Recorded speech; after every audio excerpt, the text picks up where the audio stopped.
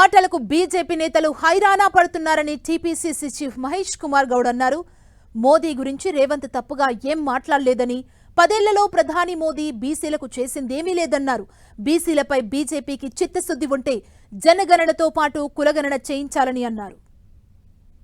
రేవంత్ రెడ్డి గారు అన్న మాటల్ని నానా హైరానా గురై దాన్ని రకరకాలుగా మాట్లాడుతూ ఒక పెద్ద అంశంగా మార్చే ప్రయత్నం బీజేపీ నాయకులు చేస్తా ఉన్నారు. బండి సంజయ్ గారు ఏదేదో మాట్లాడుతూ ఉన్నారు. సంజయ్ గారు, మీరు పుట్టుకతో ఓబీసీ, నేను మిమ్మల్ని మీ ద్వారా ప్రధానమంత్రి గారిని అడుగుతా ఉన్నాను, బీజేపీ కేంద్రంలో ప్రభుత్వం ఓబీసీల కోసం ఈ 11 ఏళ్లుగా ఏం కార్యక్రమాలు చేసింది? ఏ రకంగా ఓబీసీలు ఆదుకున్నారు? మీరు చేయరు, చేసేవారిని చేయనియరు. ఇవాళ రాహుల్ గాంధీ గారి తాత గురించి బట్టెబాజీ మాటలు మాట్లాడుతూ ఉన్నారు బీజేపీ ఎంపీలు. చరిత్ర తెలుసుకొని మాట్లాడాలి. త్యాగదనుల కుటుంబం. నెహ్రూ గారు నిరాటకంగా 9.5 సంవత్సరాలు ఈ దేశం కోసం, స్వాతంత్రం కోసం జైల్లో గడిపిన సంఘటన మర్చిపోయినటువంటి నాయకులు ఈ రకంగా మాట్లాడుతూ ఉన్నారు. ఇందిరాగాంధీ గారు ఈ దేశం కోసం తూటాలకి బలైనటువంటి సంఘటన మర్చిపోయి మాట్లాడుతూ ఉన్నారు.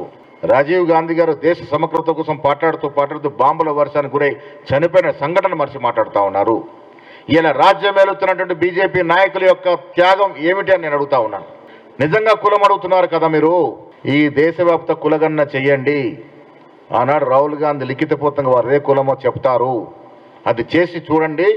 రాహుల్ గాంధీ గారి కులం ఏంటో మీకు స్పష్టంగా సంతకం పెట్టి మరీ చెప్తారనే మాట కూడా ఈ సందర్భంగా మనవి చేస్తాను. దమ్ము ధైర్యం ఉంటే, మరొకసారి బీసీల గురించి మాట్లాడాలనుకుంటే, బీసీల పట్ల మీ స్టాండ్ ఏందో ఇటు బీఆర్ఎస్ కానీ అటు బీజేపీ నాయకులను స్పష్టం చేయాలి.